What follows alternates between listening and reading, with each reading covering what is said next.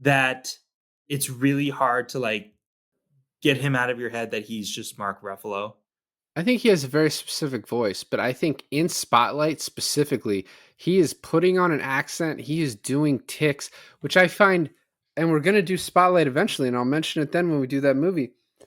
He is playing a very specific character of a guy that nobody knows. That Okay. like You know what? I take that back. You're absolutely right. Spotlight was probably the worst example I don't that I you could couldn't, give. you couldn't have chose worse. I finally Watched. I finally Watched. I finally watched. I finally watched. I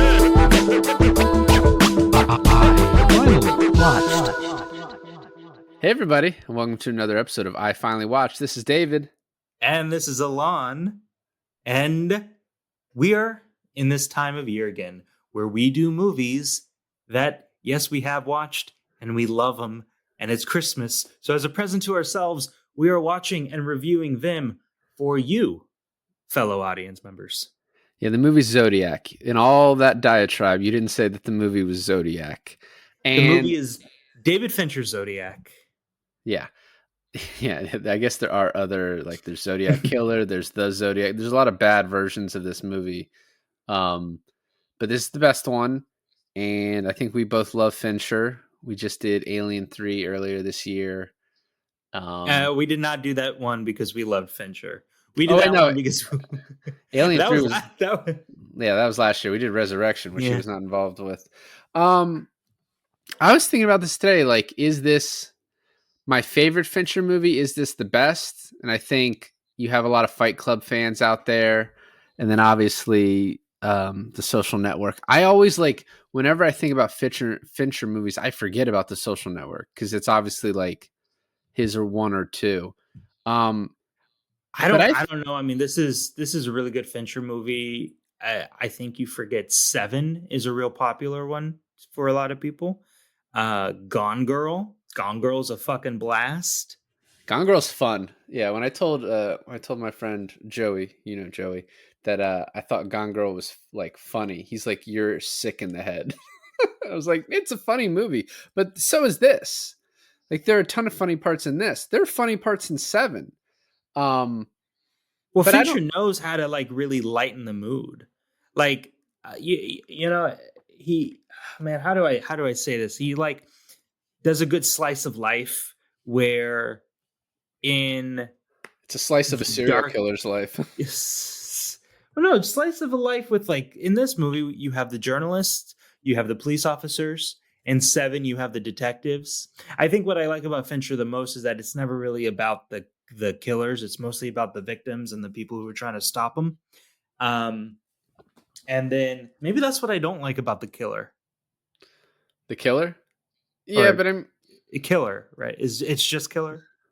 no, it's the killer.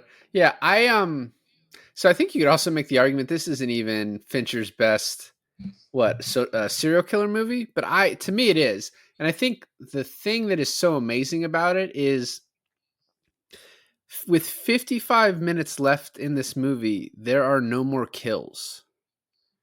And it becomes a completely different movie. And if you know anything about this subject, and obviously I know about it because I've seen this movie like 5-6 times, it's still like exhilarating. And he has these moments at the end that shouldn't be amazing scenes that are just well written, well scripted, paced, the set design, everything. They're Acted. perfect. Yeah. Like the penultimate scene is a scene between Mark Ruffalo and Jake Gyllenhaal in a diner, and it's like one of my favorites. And it's so, and Yeah. then and then the scene before that where he goes in that guy's house, Bob Vaughn or whatever his name is. That scene, Yeah. is amazing too. This is, I think, my third time seeing this movie. The first time I saw it on my own, the second time I saw it with my wife, and now this time. And the scene that really sticks into my head is that scene when it's the line. He's like, no, you don't see. That the handwriting that matches the letters we got from the Zodiac. it's the closest match to the posters. And then he like continues to dribble on, and he's like, I no, he didn't write those posters. I did. And then it's just Jake Gyllenhaal realizing that he might be in the same room as the Zodiac killer. It is one of the greatest scenes, I would say, in probably like Fincher career. Well, and what's amazing too is the more times you watch this movie, the more things you pick up, and also things that you only pick up if you like read a little bit on it. So the reason that he has that scene is because at one point it was a police theory that there were two killers, and they thought that Vaughn was writing the letters and that Lee Allen was committing the murders. I'd believe that. So when he's in the basement, he's like, "Is there someone upstairs?" That is what that's sort of alluding to as a possibility. Like Arthur Lee was upstairs. Is that what they were saying? It's just like it's not saying that that's what's happening. It's just like it's just like a tip of the hat to that theory that the police thought at one point.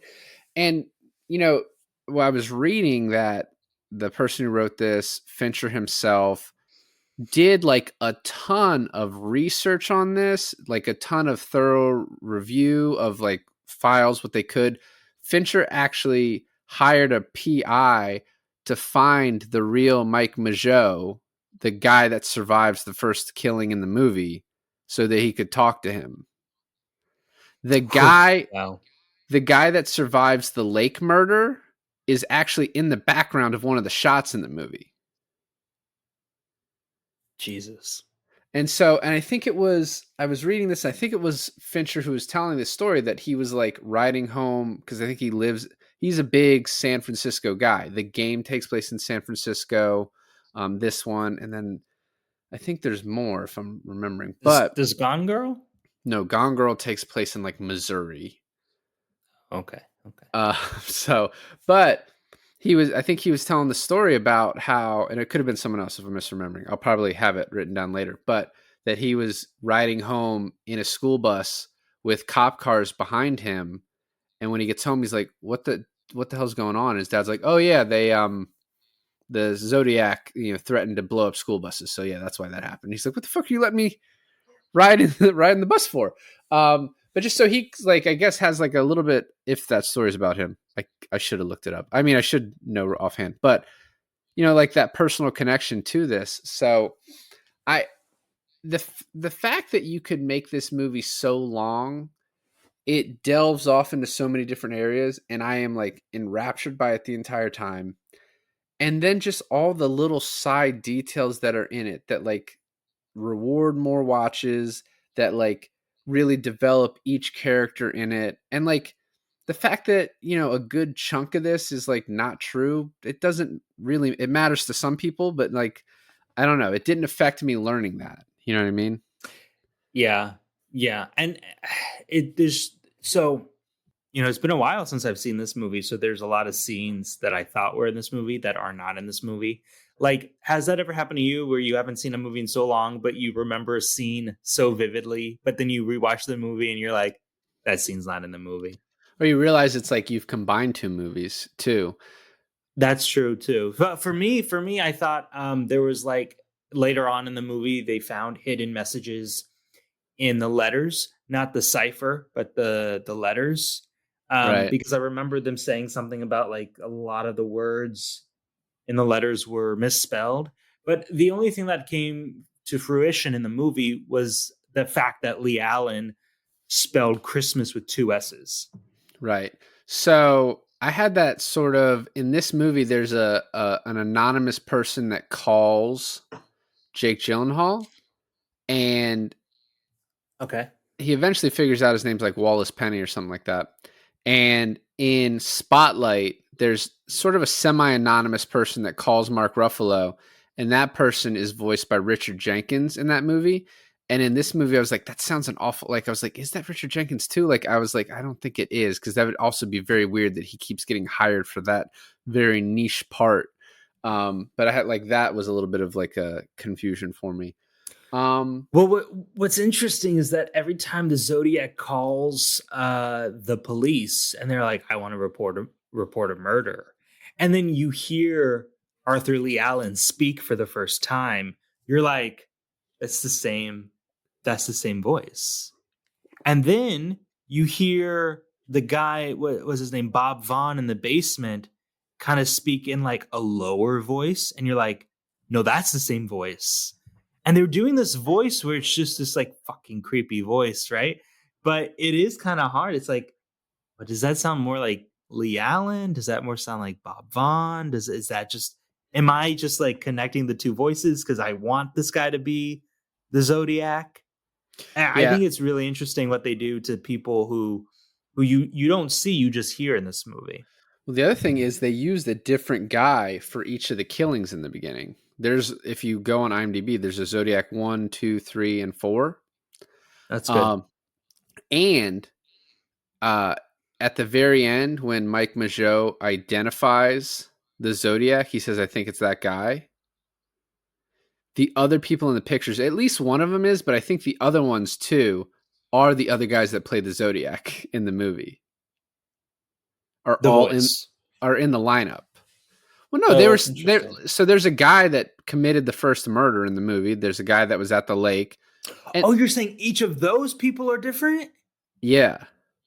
Oh, I thought you were just saying every time he talks to the police, No. it's a different. If it's so the guy who's like dressed up as like, I guess the Zodiac like outfit is with like the Zodiac symbol on the chest with the hood on his face. That's a different guy than the guy who shot those two kids in the car in the beginning of the movie. Yes. Right. And etc. Okay, that's cool. That's really interesting. And I think in that lineup that he shows him at the end, I think it's at least the 4 guys. I know for one for sure, and the other 2 it kind of look like them based on their picture. Did it bother you that when they were describing, like there were some eyewitnesses, especially with the cab driver? Did it bother you that there was like some people who were like, oh, he's just a normal looking guy with a crew cut, but like Arthur Lee Allen is bald, and then Bob Vaughn has like curly Jufros. So there is a lot of, I mean, this gets into a little bit into the like who actually did this, and there's a lot of people who don't think that Lee is the killer, even though he is like circumstantially the most obvious suspect. There was never any physical evidence that tied him to this, but there's also never any physical evidence that tied anyone to this. And there's no guarantee that any of the physical evidence they have was actually that was actually the Zodiac, right?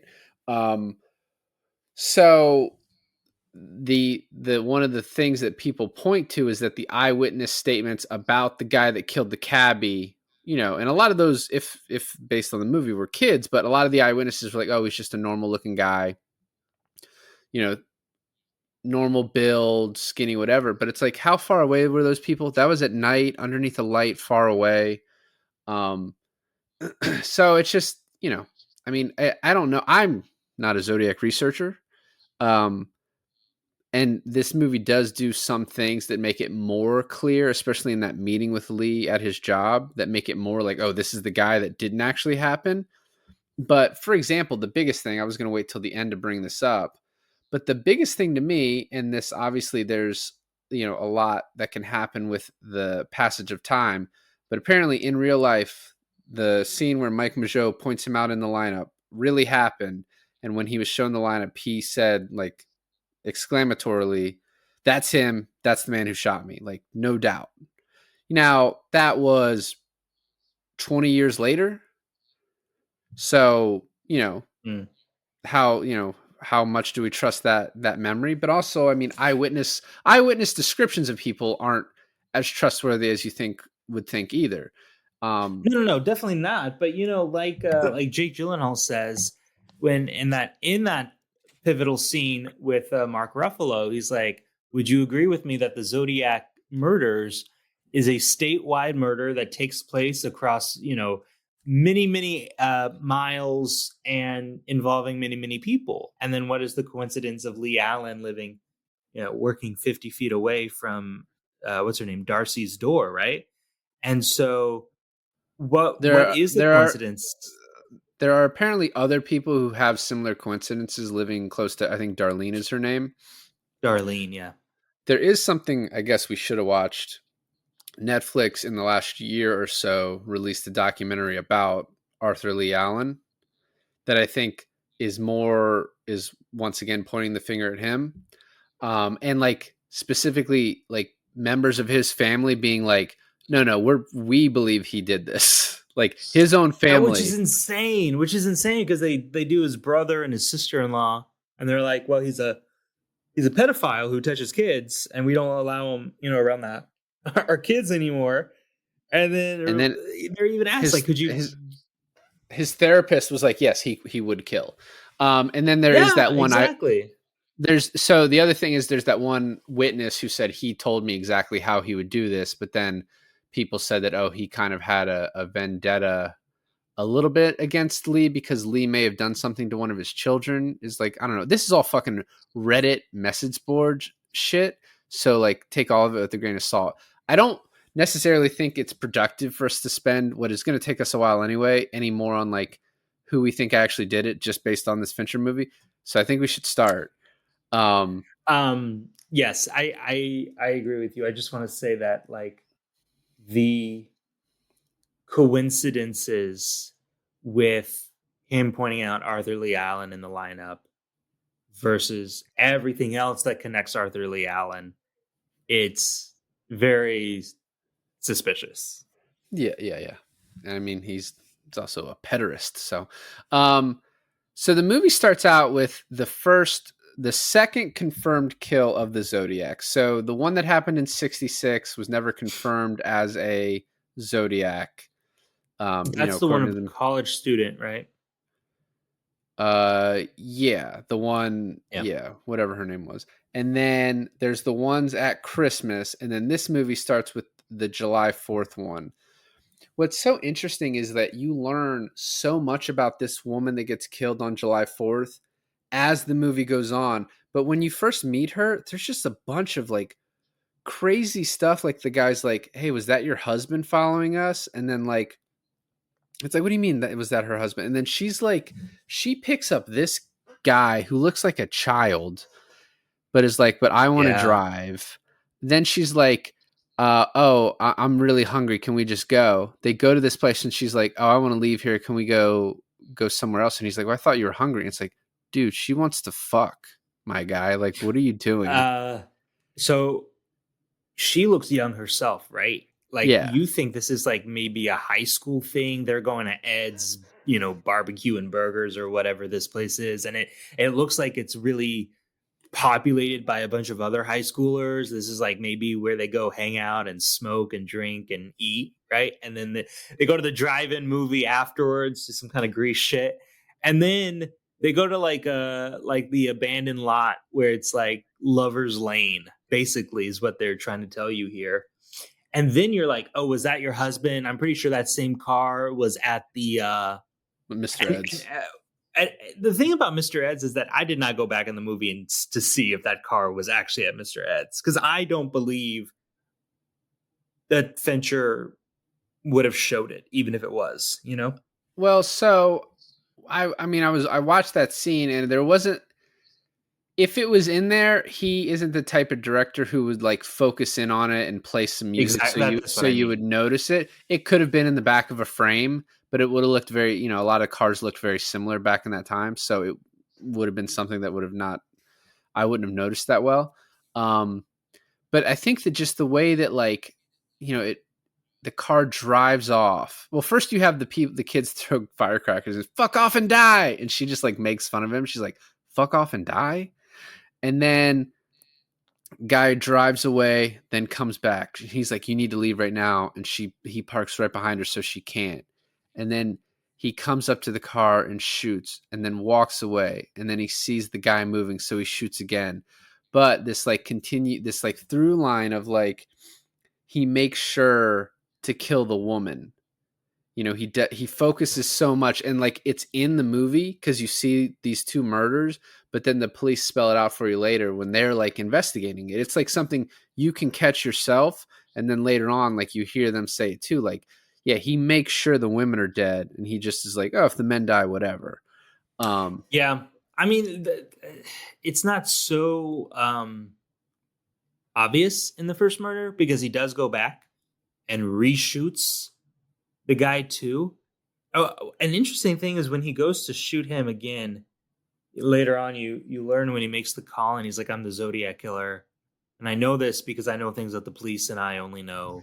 What I know is that there's 10 shots fired with this specific ammo, and one hit the guy in the knee. And I was like, did he go back to make sure that the guy was dead, or did he go back to make sure that there was however many bullets with however many like in however many places? Like Or did he the leave knee. in the did he leave in the first place because he ran out of bullets and he went and reloaded real quick? That's a good point too. He's like, I need to get a shot off in this dude's knee because it's a weird place. And when I go and eventually call in, which I was planning to do anyways, I got to tell them I know about the one shot in the knee. You know, so Yeah. it's like how meticulous is he from the get go? So the next thing we hear is a phone call, him explaining what happened, and it does not sound like the actor in the movie that plays Lee Allen to me. The next scene we get, this is just a quick thing where Jake Gyllenhaal is taking his son to school, and his son's like, "Why are we not taking the bus?" And he's like, "We're late." I just like that. It's just a little foreshadowing about the buses later on, and his son, when he threatens the buses. And then I love following the letter up till it gets to the editor as like the credits go. I think it's so cool. Oh no, that is good. That is very cool. So just great. And like this movie is so much like a Spotlight and All the President's Men. Like it's a fucking newspaper movie more than anything, at least for the beginning. And then in the last little bit, it's a fucking novel mystery movie of like, I'm writing this book about this. I'm investigating. It's an investigation movie, similar to Spotlight, similar to All the President's Men. Yeah, but also, I mean, it it is like two movies in one, or maybe even three movies in one. I mean, it's a mystery, it's a crime thriller, and then like you said, it's a Newspaper movie. investigation newspaper movie. Yeah. Yeah. So next we get to meet RDJ, which I think maybe some of his best work, because after this, he's doing MCU for 20 years or 10 years. Yeah, to 10, 11, 12 years. Yeah. Yeah, because he did Kiss Kiss Bang Bang, this, and then straight into Iron Man, and then finally gets to do Oppenheimer. And I love Once he's free of the MCU contracts. although he's fucking coming back, he'd like, I don't know, I guess he didn't make enough. Maybe, yeah, I was gonna say the money is too good. So I love there's so much good dialogue. Jake goes up to his editor and he's like, horrid, not so horrid, horrid. I think we'll go with not so horrid. Just really funny. And then they get the cipher and he's like, oh, is this true about Vallejo? And they look over at RDJ and he's like, I cover crime in Vallejo? I guess I do cover crime in Vallejo. He's like, oh, let me go make some calls. And just I do want to make a point to say that the inconsistency in the investigation from the reporters to the police, it breaks it down through the movie. So it's like you find out that the first killing was said to be in Vallejo, but it actually wasn't. They later found out that it was in Sona. Well, Riverside, Bill? but Sonoma County or whatever, because technically Sonoma it was County, across the right? line. Yeah. Yeah, and that was a big deal because of a reason and blah blah blah blah blah. And it's just it. I think that's what makes the later half of this movie really cool. Because yeah, you're right. There is no more killings and there's barely any more letters. But the going back and figuring out everything that you thought was it to be full of holes, and then Jake Gyllenhaal is like one manning this entire investigation by himself. And like the coolest part, right? The coolest part is when he's sitting down in that place with Ruffalo and he's like, yeah, so, I went and got a book from the library. And even like later on, Robert Downey Jr. scoffs at the library, right? Yeah. And then he goes, so I went to every military base and checked out every book on ciphers in every military base in California. And he's And like, I found that, at these two, they were stolen, which means he didn't want anyone to know he yeah, checked them out, which shows yeah, premeditation, shows like a serial killer. Um, it's insane. so so they decide to print it on like page 4. I love the one guy who's like, "Let's go front page. Then if 12 people are killed, it's not our fault." Um, I mean, that's what I would do. and then as he goes, as RDJ's walking out, Jake Gyllenhaal's like, he won't give his name. And then you kind of see this little bit of a side story with like Gyllenhaal's kind of a loser. It's like establishing like he's this guy by himself, a loner that does puzzles, doesn't go out to drink with the rest of the people. And then the code is cracked. We get the most dangerous animal thing, and then even better than getting your rocks off. And then the lake murder. This lake murder there's like several really chilling scenes, but one, if this is your first time watch and you kind of know about the Zodiac, or two, every time since then, it's kind of the hardest scene to watch because like Yeah. you have these people, you live in this moment and you know these people are going to die and they are like, can we get out of this? Can we survive this? And you know he's not going to let them. And it's like a horrific death. That woman's scream is so good and so horrifying. And the way he stabs the guy a few times in the back and then is fucking turning the woman over like she's like a pig on a spit, just like getting her everywhere it's horrific. Yeah. No. I mean, that and the first scene's also pretty hard to watch. Again, especially if you don't know that it's coming. But that scene and you know what the big difference is in making the lake scene harder to watch than the first scene What? is the fact that the lake scene happens in broad daylight. It's like a little Midsommar action. And what's also interesting is like the way he approaches them is like an animal on the prowl. He hides behind the tree and then he comes out and Well, if you he's notice too when he first walks up, he doesn't have a mask on, so he hides behind the tree to put his mask on. yeah, because if you see a guy coming at you, 100 yards away with a mask on, you're gonna run. But he just looked like a guy who was approaching them, and that's what she said. She was like, "There's a guy over there looking at us." Hides behind the tree, comes back out with the mask on. Now he's like too close for them to like kind of do anything at that point. When he had the gun. The interesting thing too about that scene, especially because I mean, so Fincher only chose the second murder and this one. He always wanted to choose a crime where there was a surviving witness so that he can make it as accurate as possible. And so if this scene is as accurate as possible, it's very interesting that the Zodiac wanted these people up until the final moment to think they were going to make it out of this. Because like, if you're going to kill them, no need for a mask. You know what I mean? And like, hey, I'm going to tie you up, but I'm just going to get out of here. And like, hey, why do you have to tie us up? He's like, I'm taking your car. I'm going to Mexico. Like up until he pulls out the knife, he like makes these people believe like, you're going to get out of this. I just want your money. And there is one funny part about this. It's like almost intrusive thoughts where the guy's like, is that gun actually loaded? People are going to ask me. And he like shows him like, yeah, I could have shot you. Yeah. What Yeah. was the name of that prison? You said it was in Montana. He's like asking it like he's fucking on trial. I mean, I think he just nervous, keeps him talking, sort of thing. That's what I would think. Yeah. He's like, oh, he's like, I'm pre-law actually. I can help you. Yeah. You can't do shit, my guy. Well, that's kind of the funny moments where you were talking about where she like, says something. He's studying Sociology major. sociology. Yeah, he's like pre-law actually. Like his hubris like gets the best of him. Yeah, no, it's really chilling. You know what's also interesting is that's like the Zodiac, right? Like when you think of the Zodiac killer, you think of the guy with the Zodiac symbol on his chest, with the hood on his face, right? Yeah. And later on, Gyllenhaal's character draws him.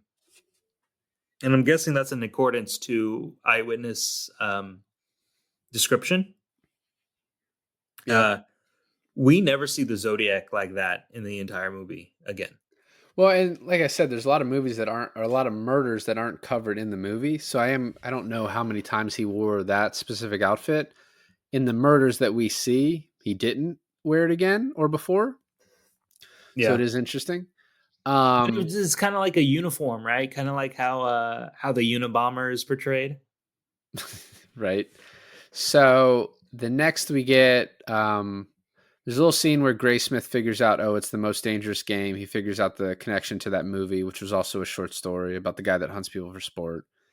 And then we get the cab shooting, and I love that it establishes that this happens on his partner's birthday, um, so that we see throughout the movie, like year after year, they go back to the spot of this, like almost like is like, oh, is he going to show up here, or and so his partner is Bill, who's played by Anthony Edwards. But like, yeah, so they make it like, I don't even know if that's true to life, but they make it his birthday so that like, oh, he says happy birthday to him later, and then you can see, oh, they're at that corner, and then you're like, oh, it's October 18th again, and then like 7 years down the line, you see him just by himself, Toski, at that corner, like watching the scene again, because it's like they can't get over this case. Yeah, it's the case that the haunting, the case that haunts them throughout their entire career. I even like it when it's like, Gyllenhaal is bringing this up to Ruffalo 10 years later, and he's like, I know no one cares about this anymore, and he's like, no, people care. It's just it's been so long that it's kind of like the thing, if someone goes missing and you don't find them in the next 24 hours, you're never going to find them again, right? If they didn't solve this within the first year, their 10 years is almost impossible. Well, because he's also thinking like a cop of like, hey, it's not enough that we convince ourselves. We also have to have the evidence to put this guy away. Us being sure of it doesn't really do anything. So Was the Zodiac watches not a very popular brand of watches? Because I feel like it took them forever to put that together, being like, hey, this is the only time where the word Zodiac and that symbol comes into contact, and he pulls out an ad for the watches. And it's not like a Rolex, right? Or a Swiss watch. It's just like this brand, and then you later find out it's like the brand that Lee divers Allen wear. wears. Yeah, it's like he's a skin diver. Yeah, I think it's just a diving watch. I think it's like a fairly popular diving watch from what I read. Um, so we get the cab killing. It's kind of pretty quick, and then we finally get to meet Ruffalo. I love the animal crackers thing. Yeah, it's kind of interesting. Just really kind of letting you know who this character is. Um, and then we get this mix up where it's like, oh, they say it's a black male, and then when they get there, it's like, no, it's a stocky white it's a Caucasian with a crew cut. And they're like, well, everyone said it's a black male, and he's like, yeah, we corrected that pretty quickly, and that that obviously becomes. I want to talk about now. They later on they have these two cops come up, and they're like, yeah, so we saw that guy, and they're like, why didn't you stop him? And they're like, well, because they said it was a black male. He's like, yeah, well, they corrected that, and they're like, yeah, not by the time we saw this guy, so we didn't stop Right. this white guy because he clearly didn't fit the description. And they kind of like make these guys feel bad, and I was like, that's not their fault. Like, they're not supposed to stop every single person. Like, you had a description that went out, like that was wrong, and like that's why they missed it. That's true. But if that's the only dude that you see walking away from the direction of the crime scene, Yeah, I I mean, mean, why not stop him? it does depend on, I guess, proximity, but you stop that guy who doesn't fit the description, and a guy that does walks across the street on the other side, and you just don't even see it.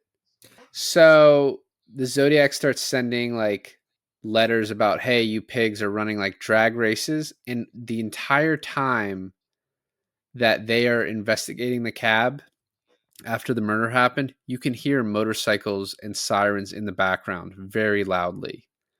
And it's like Yeah, I noticed that. it's such a cool touch to have that, to make it like very present. So when the letter is written later, you're like, oh yeah, I heard that. Um, Wait. one plot hole that I thought about. Go ahead. What were you Mhm. saying? No, so what is the significance with the sirens and the motorcycles in the background? Zodiac wrote a letter. He's like, you guys were fucking running drag races instead of looking for me in the park. He's like, I was hiding in the park. So instead of just riding your motorcycles around like idiots, you could have found me. And like, Oh, the police were driving their motorcycle. The police were okay. yeah. So this is not really a plot hole for the movie. This is just like in real life, like no one saw this weird fucking handwriting when he's mailing these letters. You know what I mean? Like maybe he dropped them off in a Dropbox so no one would see him, I guess. But I was like, no one's noticing this, like where these are coming from. Oh, I took it that it was a Dropbox. I Yeah, didn't even think about it like that. Yeah, it would have to be. So then they get another letter.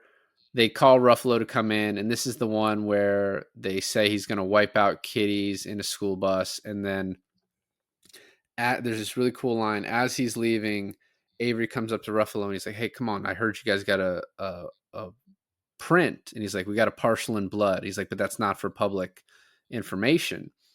And there's this really subtle line where he's like, where Gyllenhaal's like, oh, he wears his gun like Bullet. And then Ruffalo says, or Robert Downey Jr. says, yeah, McQueen got that from him. So the character from Bullet, Steve McQueen, is based off the real Dave Toschi. And the character of Dirty Harry is also based off of Dave Toschi. Really? Which is the fucking craziest thing. thing. Later on in the movie, who did it? Who said it? I think it was Gyllenhaal talking to Toschi. He said, "Easy, like, Dirty Harry." Easy, Dirty Harry. Yeah. Well, the movie they go see in the theater is Dirty Harry. But Clint Eastwood is Dirty Harry about the Zodiac? It's loosely based off. Yeah, there's this killer called the Scorpio or something like that, or the Scorpion. Oh fuck! I need to watch Dirty Harry, dude. Yeah, I haven't seen it either. So yeah, we need to watch Dirty Harry. Yeah. But it's just crazy. It's yeah, well, yeah, obviously. Good to Bad, Dirty Harry, Every Which Way. Have you seen Gran Torino? Yeah, I've seen Gran Torino. Yeah. Okay. Racist Clint Eastwood. Have you seen $1 Million Baby? I don't want to see $1 Million Baby. I don't want to rewatch $1 Million Baby, to be honest. Well, and Fincher has this funny line about Eastwood where he's like, yeah, so Clint wouldn't let us use, he didn't want his movie, he didn't want to be in a serial killer movie. And he was like, yeah, I guess he had felt like he had been in enough of those. Which is just like kind of a zing at him because he's like, it makes that scene in the theater so much cooler. And like people know more if they see fucking Clint Eastwood as Dirty Harry instead of like, oh, I didn't recognize what that was. I later on went and looked it up because it was like, I don't know what that is because I haven't seen Dirty Harry. Yeah, so, same. A little bit fucking annoying on Clint's part, but whatever. What are you gonna do? So they decide not to print the school threats, and then they take this the writing sample. And Philip Baker Hall, when he's like, you know, you're going outside if you say another word. And he says sorry, and he's like, sorry counts as another word. And I was like, it's such a fucking dick. Like, it's so annoying. Yeah. And then he said, you know, they say it's a handwriting match. I do want to mention the school bus scene where Gyllenhaal was just going to let his kid ride the school bus, and then he was like, second thought, I'll take him. And I thought, man, why the hesitation? And then you remember, like, right before the scene, they're like, just go about your daily lives. And, you know, they play up Gyllenhaal's character to be such a Boy Scout, right? Yep. They say it many times. He follows the rules. He doesn't drink. He doesn't smoke. He's like as straight edge as they come, to the point where people call him retard around the office. Like, it's fucking really bad, right? For him. He's a social outcast because he's so straight edge. And so when they were like, hey, just play your lives like normal, and he was just going to put his fucking kid on the school bus, and then some sort of fucking fatherly instinct kicks in where he's like, no, you know what? I'm going to play the safe game. I love when Robert Downey Jr. asks about him, and he like says, is he a little like touched or medicated? Like, the way he says touched is very funny to me, like just that choice of words. So we get a lot of like, you know, just little scenes, and they talk about how he focuses on the women, and then he's like, oh, but when he killed the cabbie, he's sort of breaking the pattern, which there's a lot of theories that like these are multiple murders that, you know, because they say later on, oh, he takes credit for things that, Like the cabbie could have been different, right? So although he sent in fucking pieces of the cabbie, so obviously that had to be one of them. But like some of the other ones. So next we get the Melvin Belli, Brian Cox scene. And the only thing that stuck out to me, and in January we have Pump Up the Volume coming out, but we recorded it before this. And in this movie, they're like, you have to keep him on the line for 15 minutes for us to do a trace. Whereas in 1990 with Pump Up the Volume, the trace was instantaneous. I still say makes no damn sense that school had that ability. No, I mean, at that point, I think they called in the FCC, but even still, like, I don't know. And so the Melvin Belli stuff is cool. I like when they go, like, he tries to meet him in person. He's like, man, you guys sure know how to put on a secret meeting. And it's like, well, you just had this conversation on national television. Like, of course, everyone's going to be there. Who's the short, skinny little guy, older guy who serves the coffee in the newsroom office? I forget his name. I don't remember him. There's an actor, like somebody you recognize? No, it's just there's a line. Well, first of all, I think like that's Robert Downey Jr. character's best drinking buddy. He's like, I'm gonna go down the bar with this guy, and then his editors are like, if you take another drink at 10 a.m. in the morning, you're fucking fired, right? And you're talking about Shorty. Yeah, I said short little guy. Listen, so the relationship with Shorty, it'd be so fucking funny if this was not like based in a real like a real thing. And at the end, the twist is like Shorty was the Zodiac killer, right? But the line where Gyllenhaal is getting coffee from Shorty is like, oh, they call you retard around the office here, and Gyllenhaal's like, what? No, they don't. Like, do they call me? He's like, oh, okay. And then he goes to Robert Downey Jr. Does anyone call me names around? He's like retard? He's like, yeah. No one calls you that. No, never heard of that. They use Robert Downey Jr. perfectly. No, they do. And it's just like there's some scenes and some things that happen in this movie that it could just be so bad. Right? It's like one bad acting or one bad line reading away from just being a bad scene. But everyone in this movie does everything at 110%. And it just comes off so good. The writing and the acting, I cannot stress enough that not only do they use Robert Downey Jr. in the perfect scene as the perfect character, but Mark Ruffalo, who you could even say at times is typecast of being Mark Ruffalo. Like Mark, you know when Mark Ruffalo is in a fucking movie, he has the way he says things. He's an amazing actor, but admittedly, even in Spotlight, it's hard for you not to just be like, that's not his character in Spotlight. That's just fucking Mark Ruffalo, right? I don't think I could disagree with you more about that. You don't think Mark Ruffalo has some definitely a way that he talks that it's really hard to get him out of your head that he's just Mark Ruffalo? I think he has a very specific voice, but I think in Spotlight specifically, he is putting on an accent. He is doing tics, which I find, and we're going to do Spotlight eventually, and I'll mention it then when we do that movie. He is playing a very specific character of a guy that nobody knows. You know what? I take that back. You're absolutely right. Spotlight was probably the worst example I could give. You couldn't have chosen worse. The only worst example that I could give is his character in Collateral, which is also nothing like him. But you're right. Okay. Maybe I'll just refer to his less acting 13 going on 30. 13 going on 30, things like that. I think Rumor there's one has he it. did with what was that one he did with Reese Witherspoon? Just Like Heaven. It's Just Like Heaven. Yeah. Yeah, he had to get out of the he was in the Matthew McConaughey zone for a little rom-com. bit. Yeah. He was Yeah. stuck.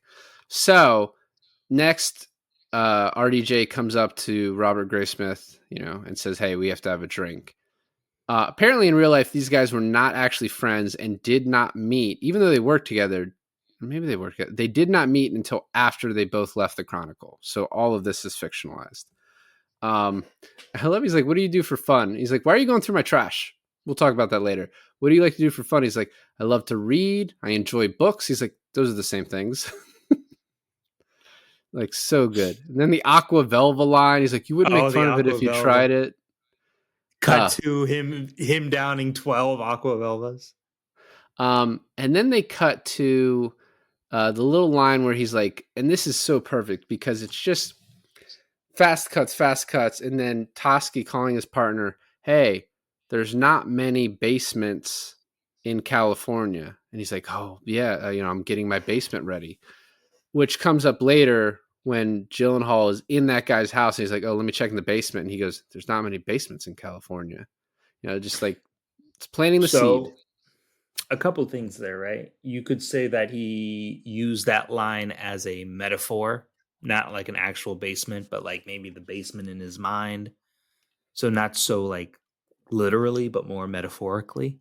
But now, since we're talking about this scene, I will mention when I first watched it, I was like, why would you ever go down in that basement? You have time to fucking get out of there right now, right? Except he didn't because the door was locked. Well, he didn't know that. And here's the most beautiful part of it is his morbid curiosity absolutely couldn't let him not go down in that basement with the potential Zodiac killer. And I feel like if Bob Vaughn was the Zodiac killer, he knew that he was going to follow him in there. Yeah. It's got a little it was girl with the dragon tattoo. Yeah, definitely. You know why you followed me down here? Because people would rather die than be not polite, But it's also like it's almost like he lost his wife again. He lost his children in a way. I love at the end of the movie they're like, "Don't worry." What's Jake Gyllenhaal's character's name? Robert Graysmith. Robert Graysmith's relationship with his children are perfectly fine and healthy. But it's almost like if I get murdered by the Zodiac killer, at least I know who the Zodiac killer is. Well, he has that line too that sets up the end, which is like, she's like, "What is enough when you arrest him?" And he's like, "I need to look in his eyes and know it's him." And we get that at the very end of the movie. So there's a quick Christmas scene where they go to Melvin and he had a letter written to them. And he was like, he reached out to me for help. And he's like, "And that's why you sent it to the Chronicle?" And he's like, "People deserve to know." And he mentions his housekeeper spoke with him. And this is such a fucking great line where he's like, he didn't leave a callback number. And the detective is like, "Yeah, he's crafty like that." Yeah. Yeah.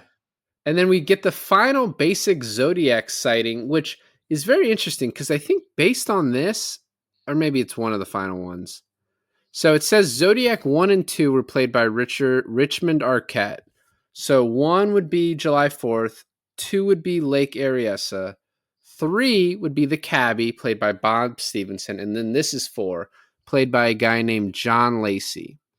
But I swear that it sounded like the guy who played Lee Allen when he's in the car. It sounded so much like that actor. So it's very interesting if they dubbed over his voice. But this like baby thing, maybe this is the roughest scene and no one even dies, but like makes her pull over, says, "Oh, I need to tighten your lug nuts," loosens them, then picks her up and is like, "Oh shit, you have a baby? The more the merrier. And then before I kill you, I'm going to throw your baby out the window." And then do you think she escapes by jumping out the car? It's what it says. It says she jumped from the car and then she hid the baby and then she hid from him. So this guy the Zodiac comes off a little bit like a pussy. Like if everything's not perfect, he's not, you know what I mean? So as soon as she jumps out of the car, I imagine he's like, "Oh, fuck this." But the other thing is, RDJ later on says, "Oh, the Zodiac didn't do this one." Because he didn't take credit for it until after it was in the paper, and he didn't give any details besides what was in the paper. So, going off of that, this is just like an unrelated thing. Copycat. Yeah. Yeah, you're right. Not even a copycat, right? Because They just gave no indication about it. Yeah. yeah. So, but that scene's still just haunting, especially her screaming afterwards. And then she doesn't trust this trucker that pulls over because it's a man. And then the woman's like, "Where's your baby?" And then she goes and finds the baby. Um, and then like time, I wish I had started doing this earlier, but time is just running so quickly, and he keeps giving the dates. I mean, so this starts in I think 69 or 68. Yep. 69. Uh, well, 68 I think is probably the Christmas killing. 69 is the July 4th killing, and then the lady No, is the July 4th killing happens first. No, the Christmas killing happens first. We just don't see it because he doesn't show that one. So Christmas is the first killing, July 4th is the second killing, and then the lake killing is the third. Oh, the Christmas killing is with the college student who's like taking a run on her. Yeah. Okay. That one's even way before. We get no information about the Christmas killing because there were no survivors, so he didn't want to really include it. He, like I said, he only included things Oh, okay. where there was okay, someone okay. who could report about it. I do want to mention that Zodiac 1 and 2 is played by Richmond Arquette, and that is the older sibling of David Arquette. Yeah, and I guess he's in a lot of has a part in a lot of Fincher movies. So, really? Which also Bob Stevenson is in a lot of his stuff too. So next we get sort of just a bunch of small scenes. They're not going to run any more of his letters. He sent 4 letters in the last 3 months, and then this is where Robert Downey Jr. is like, he's full of shit. He took credit for that cop. He took credit for the kidnapped lady. Neither of those, and then he stole the logo off a watch. And then we see where they go back. It's like the year anniversary, and they're at the crime scene of the cabbie again. And it's just because they're like, they have no leads anymore. So next we get Robert Downey Jr. getting the bloody shirt. And there's this line, "You did call him a latent homosexual," which we actually see earlier in the movie, Robert Downey Jr. typing latent homosexual in his typewriter, like for a story. And then he says, "Dave, I want a gun." And I was like, why do you have to ask the cop for a gun? Just go buy it. This is America. Like, I don't know, maybe I don't know the laws in 1970 in California, but I was like, just go buy a gun. And then he has the date with Melanie, and he's like, oh, he's going to Riverside for a lead. And she's like, isn't that kind of dangerous? Doesn't that seem like a trap? And he's like, shit, that does seem like a trap. And he's like, I should. At first he was like, no. I'm sure it's fine. And then it just kind of weighs on him throughout the dinner, which I think is funny. But that's just an anonymous tipster, right? Well, I think it's that cop, right? The cop later on, the cop from Riverside, when the 3 cops and Robert Downey Jr. fly down to Riverside, California, that cop's like, I gave that information to Avery. I gave him the exemplars. So that cop made him. Are you saying the cop played by Dermot Mulroney or the cop played by Elias Codius? Neither of those. Elias Codius, Donald Logue.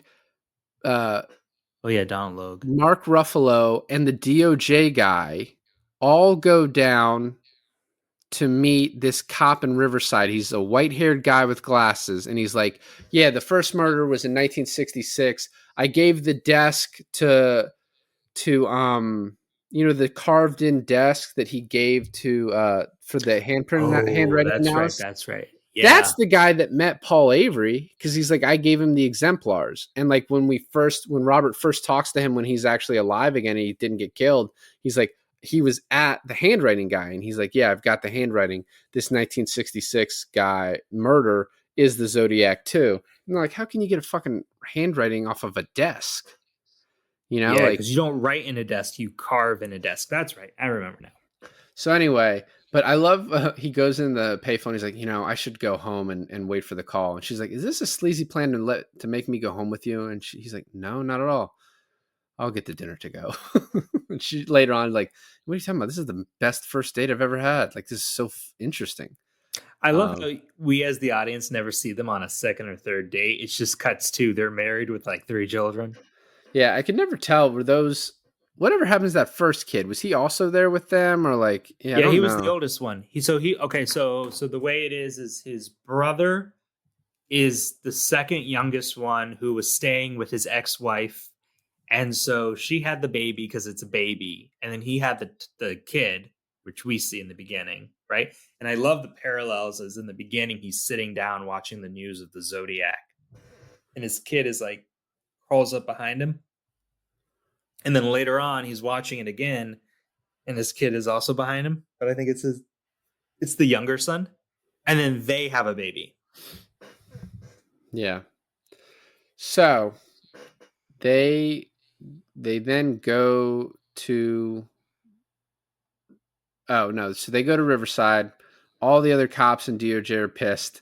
And he's like, why did you give that story to Avery? And he's like, I didn't. And then Avery comes up to him on the plane. Can I ride with you? He's like, it just seems kind of stupid. We're all going to the same place. And then, like, all the details of this 1966 murder, if portrayed in the movie are true, this guy killed this person, wrote a letter to the paper saying they should publish it. Like, all of it very, very coincidental. And the cops are like, no, we don't think this is it. And it's like, what do you mean you don't think this is it? There's just a lot of guys writing letters to paper saying publish it about the murder I committed. So, and then one of the cops does say, though, like, oh, maybe the Zodiac heard about it and took credit for it, in the type of letter or whatever. Because the letter is like most dangerous game type stuff and like, all that. And then they are leaving and our Robert Downey Jr. and Mark Ruffalo get into it. And he's like, I gave this to you. And then the line, hey, Bullet, are you going to catch this guy? He's like, fuck you. And then they have this scene where Mark Ruffalo is coming in and his partner is like, did you read this? And he's like, yeah, now every lunatic, in the state we're going to have to deal with. And it's like, I don't know, was a reward offered? We don't know what that article said. So I don't really know what that was. But then there's this very funny montage of people saying they're the Zodiac. And the one guy like, my friend's foot got crushed, then the killings begin. Is that a coincidence?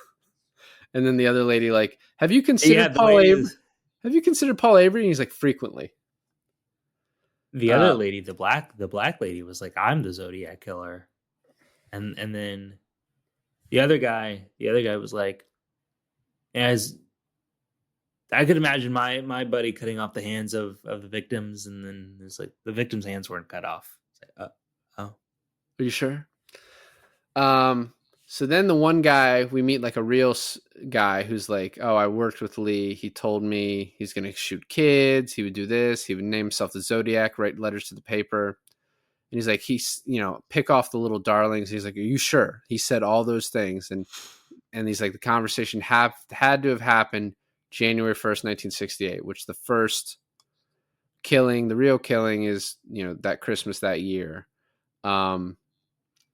And then, the handwriting, we can't verify it's him, got fired for touching kids. There's this. The biggest thing, though, is that when he reveals to him that he's ambidextrous, and then he asks him, are you ambidextrous? And he's like, no. And then I thought they already figured out, well, of course, he probably writes every day with his left hand and then writes the Zodiac killings with his right hand. And then like 20 minutes later, they're like, do you think he writes every day with his left hand and the Zodiac letters with his right hand? And I'm like, yes, I do. Why didn't you think of that? I think they were explaining that to their boss, though, because their boss, I think that's what that was. But the way they call the guy back and he's like, oh yeah, the handwriting didn't work. And he's like, well, Lee probably did it with his other hand. He's like, what are you talking about? He's like, well, he's ambidextrous. I mean, he's like, well, because Lee's ambidextrous, right? Like, you did know that. And it's like, how the fuck would they know that about this guy? Like, what do you mean? You knew that because you worked with him. Like, you just assuming that they're going to know that about this random guy that they're now, like, pursuing. Maybe they're thinking that the police information... You know what I think is the biggest problem with this fucking case? Are you going to crack it? No one reads the complete police file that they're given. Because even when Jake Gyllenhaal was going through the files, he was, like, reading every single line, every single thing, and figuring out things that the cops who had all this information couldn't even figure out. Even Ruffalo was like, oh, was that true? Did Darlene know a guy named Lee? And they're like, yes, motherfucker, just read the police report. That police report was in a different county. The only case he had was the cabbie.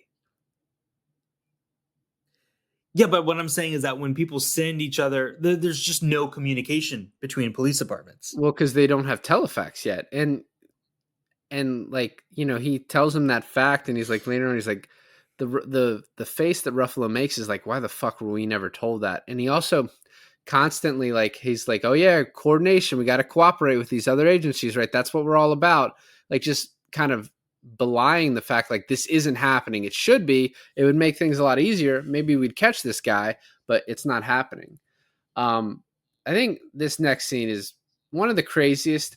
It's almost too like conveniently written, all the things. It's, you know, the Lee Allen interview, right? And like, Oh, that, yeah. this is probably like the basis for like doing Mindhunter. This is what Mindhunter Oh, became. okay. So I was just thinking that because the way this is all laid out is exactly like Mindhunter, right? Even like I love.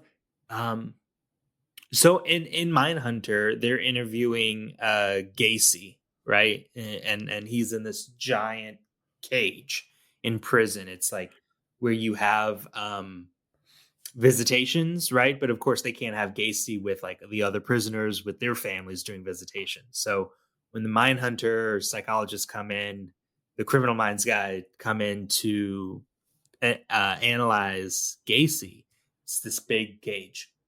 What I love that parallels about this movie is that it's also a big cage, but it's like at his work. Yeah. Yeah. You see what I'm saying? Like it locks behind him. It's all metal bars and everything, but it's still like a big cage. It looks like an interrogation room. I love that when he walks in, they're immediately like, yeah, we want to talk to you about the Zodiac killings. And his boss like looks over him like, what the fuck, dude? Like, why are they talking to you about? It'd be funny if his boss just gave a look like, yeah, checks out. Checks out. Yeah, that tracks. And he's like, I already told the other officer I was there that weekend to skin dive. I saw a couple. Like, he's like, oh, and then I got back at 4:00. My neighbor will tell you, but he's dead though. And he's like, and then, oh yeah, those bloody knives, those were for chicken. And they're just like, okay. Like, it's kind of like too cute by half is a saying that I don't say much, but like, they put so many things in there of him just admitting to being the murderer. And it's like, apparently like not a lot of that happened. I wonder if they had a couple of interviews with Lee Allen and this scene is a representation of all those interviews. Yeah, I'm not sure. Now, I think the watch part happened, which the look that Mullinax, played by Elias Koteas, gives when he sees the watch is like fucking perfect acting. It's probably like take 85 of the 99 that Fincher made them do for that. And then right after that, this is crazy. As he's handing back the watch, he says, "Thanks for your time." Huh? Thanks for your time. Right? Lord. I do you know how they drew a lot of serial killers behaviors from their mothers? Okay.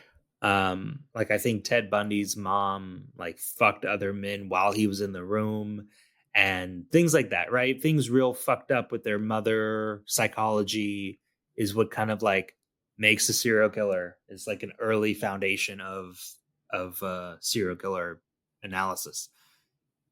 His mother gave him that watch. He mentions it was a present from his mother, and it would kind of fit the profile, right? That if he had a weird, estranged relationship, sexual relationship with his mom, and his mom gave him that watch, then he would associate his behavior with that watch, and that's where Zodiac would come from. Yeah, I don't know what my co-host is saying. I think moms are important, and we shouldn't like denigrate them in the way you are. I mean, he did live in his mom's basement, though. So yeah. She had a basement too. Maybe she's the Zodiac killer. But he lived in the basement. Yeah, I wonder if he still owns that house. As he leaves too, I look forward to the day police aren't called pigs. And they're like, "Thank you." And then just the line, "Anyone think the suspect warrants further investigation?" I love the pig line that he says because it's haunting. At least it was to me when I heard it, because Zodiac used the same language in his letters, calling the police pigs. And I know that's like a common thing people call police officers, but like, I don't know when that actor does it, right? What's his name? Because he has three names too. John Carroll Lynch. Arthur Lee Allen, John Carroll Lynch. It's do you think his voice fluctuates into kind of like a deeper voice, and when he hits that deeper voice, it sounds exactly like the Zodiac killer on the phone? Maybe, I don't know. He also, by the way, played Gacy in a American Horror Story. John Carroll Yeah, Lynch that's show. right. He did in American Horror Story. I was thinking of the guy who plays Gacy in Mindhunter. Is it the big guy with glasses? Is that Gacy? Yeah, yeah, Yeah, that dude's so fucking creepy in that. So they talk to the brother. He sort of believes like, yeah, this guy's capable of that. And then the handwriting says it's not Zodiac, and he's like, no one. I've never seen anyone who's that ambidextrous. And then 1 year later, and like the passage of time, they show that building going up, and then that scene where Paul Avery like wrote to DOJ to be put in charge of the case, and then Gyllenhaal goes up to him. He's like, "Are you okay?" And he's like, "No, but thanks for asking." And then cuts to September 7th, 1972. And this is when he goes back to the family, the brother and the sister-in-law's like, I talked to the social worker and she said that Lee was capable of murder. And they couldn't get a warrant all this time, but they find out like, oh, he moved to a new place, new county, new judge, new chance to get a warrant. And they do get a warrant like 7 days later for his trailer. There's fucking squirrels all over the place, guns, whatever, but nothing matched, which they do kind of come up with, Graysmith in this movie, and I'm sure in his book comes up with the like, hey, they had interviewed him forever ago. He's not dumb. When they interviewed him, he got rid of all of his shit like the next day. Like, why would he keep yeah. all of those things, like knowing, hey, I'm a suspect? I do want to make a correction in our earlier statement because I know that some people who listen to this are crime obsessed. It was not Gacy in Mindhunter. It was Ed Kemp. Oh yeah, there you go. Yeah. So we retract our statement. Got to keep it get up on my stuff. Ed Kemper. Yeah, but either way, Ed Kemper is played by Cameron Brighton, which did an incredible job. So next, his boss is like, "Why don't you go to a game at Candlestick or a movie?" And then it cuts to the movie premiere. And then this is the first time that he meets, Robert Graysmith and Toschi meet. And then some guy's walking out of theater. He's like, you got him in the end. He's like, yeah, no need for due process, right? Just really good stuff. And then it cuts to 4 years later after that, and his partner's transferring out. And with 55 minutes left in the movie, he goes to Paul Avery, and Paul Avery's like, what the fuck did you ever do about this? Because he's like, oh, you should write a story. He's like, if it was that important. You're talking about Graysmith. Yeah, Graysmith goes to Paul Avery. He's like, what the fuck? And Avery's like, what the fuck did you ever do about this? If it was that important, you shouldn't have just been stealing from my wastebasket. And then this becomes Jake Gyllenhaal's movie from there on out and his investigation. And that's like what this is about then. And then this is when he first goes to Toschi, Jake Gyllenhaal. And he's like, listen, Zodiac hasn't written in 3 years, which becomes a cool plot point later when it's like, he hasn't written because he's in jail, potentially. Yeah. He's like, he hasn't written in 3 years. There's 200 people killed, every what, like in the last 3 months or something. He's like, I can't, I can't just focus on this. And he's like, and I can't allow you to help. And I certainly can't tell you to go to Napa. And then we get that amazing shot over the Golden Gate Bridge, like the car driving. It's a CGI shot. Still looks amazing. This was shot in. This wasn't shot in film for the most part either. Really? No, yeah, and it's still. I bought the 4K for it, which not being shot on film seems kind of like a waste, but it looks pretty amazing in 4K. I want to talk more about Lee Allen's timeline where he was where they're figuring out, oh, you didn't get a letter from the Zodiac because Lee Allen was in prison between this year and this year. And then when he gets out, you get a letter all of a sudden, right? And then they kind of backtrack that being like, well, when he touched kids and he was arrested, Zodiac didn't come until after that. But then before that, you had the the college murder, and all of a sudden it all lines up. It all makes perfect sense that it's Lee Allen, but it also, you also can't forget the anonymous tip call from Wallace Penny to Gyllenhaal's house, right? And then on top of that, you get the heavy breathing, mysterious phone calls that's freaking out his wife. Yeah. But I mean, that could easily be Lee Allen. If he's the Zodiac, sure. So he goes into Vallejo, goes to the file. He's like, no pen and paper, which I guess the guy just doesn't want any evidence that he allowed this guy to go in. And he, the one thing we see is like, do not eliminate this guy because of handwriting. He meets Tosky and tells him about Darlene. They had the painting party. There was this weirdo there. And this is a really cool aspect. He's like, after Darlene was killed that night, someone called her house, her family's houses, and just breathed heavily, which means that wasn't just a random murder, that the person knew Darlene. And that Right. person had to be at that painting party. And then I love the connection, right? When he gets the anonymous call and he's like, it's what's his name? Rick something? Rick Marshall. Rick Marshall. Eventually Gyllenhaal gets to Darlene's sister who's in jail. And he's basically harassing her, being like, no. The name that Darlene gave you was Rick, right? She's like, no, it wasn't. I know it wasn't. And then she says it was Lee. And then all of a sudden, boom, boom, boom, boom, boom. Rick doesn't make sense anymore. So next, the wife kind of confronts him because she's like, you went in the paper, your name's there, and the Zodiac reads the paper. And he immediately gets a call like at that same time. But it's this guy saying, hey, the Zodiac is Rick Marshall. He was into movies. And he goes to the handwriting guy and he's like, I never cleared a Rick Marshall. And he's like, all right, so get Rick Marshall's. And then he gets a heavy breathing phone call. He talks to Napa and he's like, you just named my favorite suspect in the whole case, which apparently his favorite suspect actually wasn't Rick Marshall, but he really thought it was the Vaughn guy, I think, is from what I was reading later. So he gets the writing sample and he's like, this is the closest sample I've ever seen. But he says, but it's what doesn't match that scares me the most. He's like, the K's are completely wrong. And then we get this whole Tosky sideline thing where there was another letter and this author accuses Tosky of writing the Zodiac letters, this new one, because he wrote a fake fan letter to this guy to include him as a character. It's very confusing. And it almost like, if it really happened, didn't really need to be in the movie. And it's like done so quickly that I'm just like, wait, what's going on with this? Like, what is this?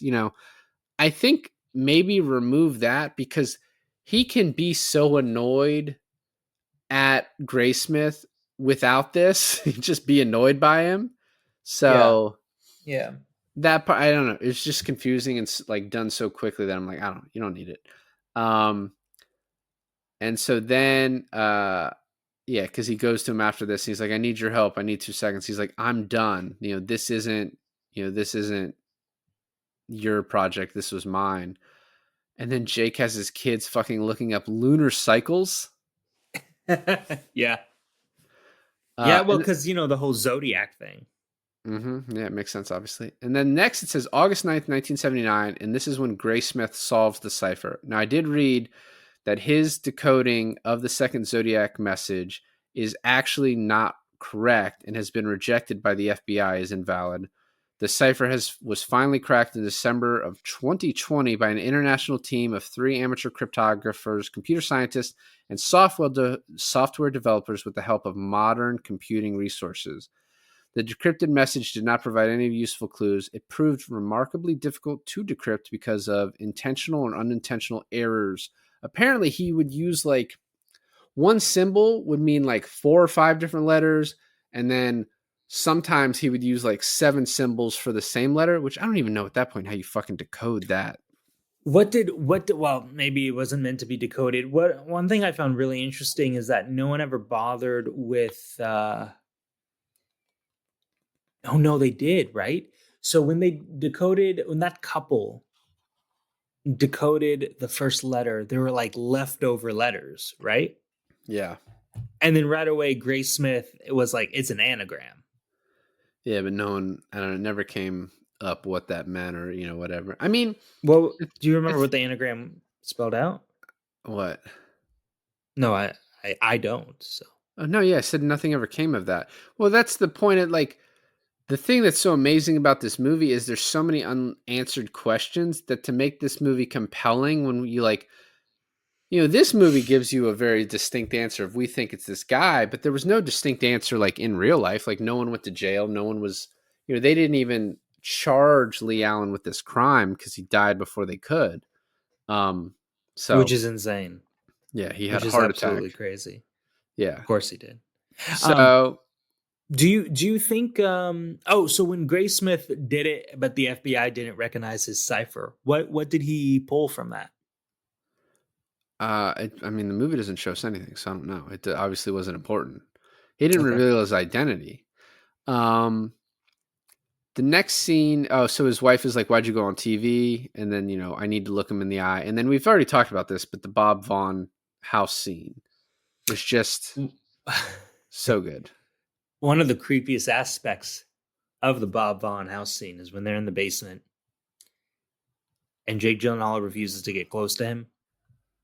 And he starts backing. Well, he was in the basement for something, right? What was he looking for? Was it a film canister? It was a canister, but also like he was trying to figure out when they first showed the movie at his theater. That's right. No, because he took the canister back with him, right? Like that was the whole thing. He doesn't have possession of the canister anymore. So he goes down, he finds when the film was being shown in the movie theater. Jake Gyllenhaal won't get close to him. He gets the answer, he starts backing away. Now, kind of a cool thing, blink if you'll miss it sort of thing, is that as Jake Gyllenhaal is running up the stairs, Bob Vaughn doesn't follow him up the stairs. He just continues going straight, but then somehow ends up right behind him at the front door, which tells you that there's like 2 or 3 entrances and exits to this basement. I don't know if it tells you that at all. I think it does. Like I said, I think it's a blink if you miss it sort of thing, but you can see Bob Vaughn not following him up the stairs, going in a completely different direction, yet meeting him at the same point, which is another just really fucking creepy thing. If that's what you take from it. I mean, you're assuming the movie's like happening in real time. Also, he gets stuck at the door for a second. So, what I find interesting is they're like, "Oh, when was this movie played? Whatever. This was a story written in 1924." Like they act like people don't read. People don't read. They did back then because there's 3 channels. Another really awesome thing about the casting of this Bob Vaughn guy is that the actor that they got to play him is the most unassuming like guy you would ever meet, right? And even when you first run into him, he's in the car and he's like, "Oh, you know what? There's a coffee shop right down here. We'll talk there." He's like, "No, my home is right up there. We'll just go to my house." And he's so unassuming and such a normal looking guy, right? Normal looking guy, but Jake Gyllenhaal's like, "Yeah, okay, yeah, we'll do that." And then even in the kitchen, he's just this like kind of this stocky, short little guy that you don't really like. But dude, when you're in that basement and when those lights turn down, and as soon as the thing clicks in Grace Smith's head, he's like, "Oh, you wrote those posters?" That guy turns into the most scary looking motherfucker. A little bit. You're scary a little bit. So after this, goes home, wife and kids are gone. He's sad for a second and realizes like, "Oh, I got to go meet Linda at jail." And we already talked about this. Where she's like, "Oh, the guy's name was Lee. He was very creepy at this party." And then she dies like 2 weeks later. So goes to Vallejo. They're like, "Now we're done with this." His wife I like comes when he finds Linda in jail and he goes, "I have great news. We found Linda. She's in jail." Like he's really excited about it. Yeah.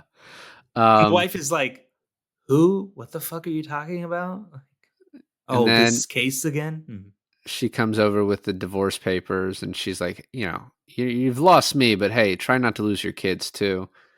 And then he runs over to Dave's house, and Dave's like, I'm gonna kill him. And he's like, it's Lee. He was born December, 12, 2018. And then they figure out like, oh, he wrote me a letter. He was arrested for molestation. December 12th, 2018. He was born in 12/18. Anyway, December 12/18. So then this is like also just an amazing scene. We've kind of been talking about it, but the diner scene. Yeah. And it's because there's no like really like concrete ending to this story. To turn this diner scene into the ending and make it so compelling and so amazing is like shows you like this is what Fincher does. Like this is why he's good. And just like the thing where he's like door to door 50 yards. He's like door to door and he's like I walked it. That Yeah. like that little bit just so fucking good. That's a scene that lives in your head Yeah. too. Is it just and, because you can't prove it doesn't mean it's not true. Easy, Dirty Harry. Yeah. Well, because he's also he like this scene is him getting Toschi to believe in him, and at the end of it, Toschi's like, "Finish the book," meaning like, "You've got my buy-in. Finish the book. Like, I believe you." That book's real, right? That book is real. It exists, and it is by Graysmith. They show it in the movie. It's the real book when Mike Mageau at the end is they show the lineup. Yeah, they show the real book. So yeah, that is a real book. Apparently he's updated it. Oh, really? Does it ever explain why they interview him in an airport? I think he was probably flying back from like he probably left the country and he was flying back. And I guess he had some legal trouble after that too, from what I read. So next we get this short, there's two scenes left. The December 20, 1983, he goes to look Lee in the eye. The acting on John Carroll Lynch with just his face, just his eyes, when Jake Gyllenhaal looks at him and he's just like first like smiling and then the recognition of like, wait, what the fuck is this guy looking at? And then like, oh, this is the fucking guy. And he knows. It's just so good. Cue the meme music where it's like, and he knows. And he knows he knows. And then the ID when Mike Mageau IDs Lee at the end, and that is it. The scene ends. Yeah. Or the movie ends. Yeah. The scene and the movie. Game set match. Yeah.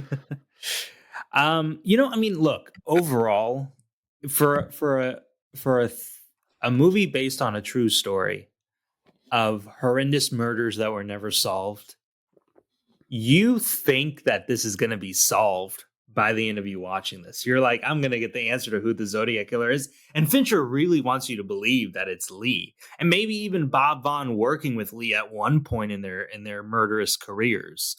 But then like the truth sets in. It's like, you know what? Honestly, no one fucking knows this. It's just kind of like the propaganda of this movie wants you to believe in that.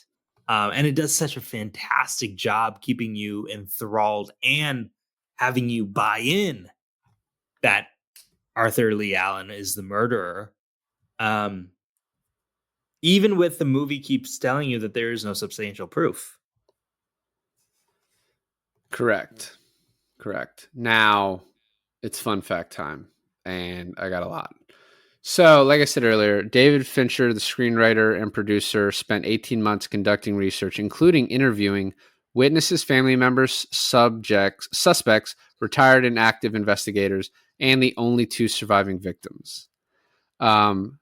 Fincher initially wanted Brad Pitt to play Avery. He also was considering Daniel Craig. Apparently Jake Gyllenhaal was his first choice for Robert Graysmith. If he turned it down, his second choice was Orlando Bloom. I like Orlando Bloom, but not for that. I think Brad Pitt would have been too cool. And I don't know, age-wise, is he? I guess he's the right age for it. Yeah, I think Brad Pitt would have been fine, but I love Robert Downey Jr. in this. So like, I'm never going to say no to Brad Pitt in anything. In anything. But Yeah, I don't know. So apparently Gary Oldman was attached to play Melvin Belli, the Brian Cox character, and he then like released a statement saying, "I'm not in the film and I never was." But then later on, Robert Graysmith, the actual real life guy, stated that they had Gary Oldman at one point, but he just didn't have the girth for the role, which is funny because he looked pretty fucking fat when he played Churchill. So I don't know.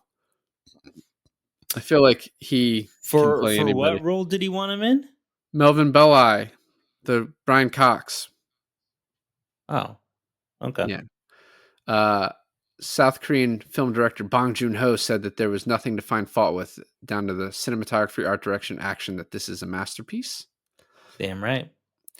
David Fincher wanted David Shire to do the music for the film. He worked on All the President's Men and The Conversation, which is a movie we will definitely do at some point. The Conversation's so amazing. David Fincher at one point was supposed to do The Black Dahlia, which eventually was done by Brian De Palma. But instead of doing The Black Dahlia, he then turned to this movie. And this is for all of us, our physical media heads. When the US Blu-ray was released by Paramount, it had such a limited run that it became like one of the rarest Blu-rays on the market for a little bit. It was going for like $100 on eBay until they finally re-released it. So ebbs and flows of the market. Anyway, this movie's perfect. I got no notes. Well, a note here and there, you know what I mean? But I can watch this movie so many times and never get tired of it, and like have so many different emotions watching it, like the not real fear, but just like the fucking dread of watching a certain scene, laughing through another scene, being amazed by something else. Like, it's such an amazing movie. I'm reading something here. It's a real interview with the real life Robert Graysmith, and he says that there were actually 3 search warrants served on Arthur Lee Allen, and all the work that he did actually didn't even show up in the movie, because he said that there were over 2,500 suspects and that he went to the Department of Motor Vehicles and just one by one would take them down, fitting descriptions and matching them, and got to like 10 suspects and then 6 suspects. And then out of those 6 suspects, he got to 3 suspects. And then out of those 3, Arthur Lee Allen was his favorite one. But there were other 2 that he considered pretty hot in the thing. And I think this movie, right? This movie does such a good job doing this case with such a pinpointed view on it. But like in a lot of things, the actual case might actually be even more interesting than the movie. Right. You can only fit so much. Like this could have been its own. No, exactly. It could have been its own like Mindhunter series. You could have done this for. I could watch 7 more hours of this. No, right? Me too. Yeah, I'm agreeing with you. It's just it's funny because in some aspects of the movie, you had to make the less interesting parts more interesting by, doing the cinema work on it, by elongating some parts and over dramatizing other parts about it. But in reality, you could have like a 9-hour movie, and knowing Fincher, it would probably just be just as great. Yeah. Well, thanks for listening to another episode of I Finally Watched. This is David. And this is Alon. And we love to watch Zodiac.